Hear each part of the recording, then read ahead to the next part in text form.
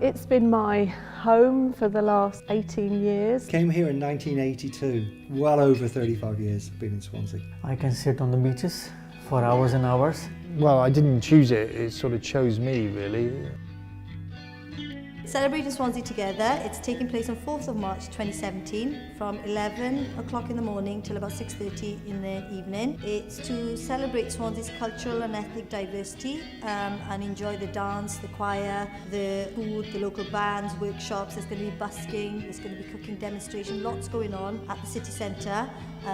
The main event's going to happen from the stage at the Castle Square area, but there's going to be quite a lot of activities happening around the city centre. We're encouraging people to come along, take part and celebrate the diversity that we have.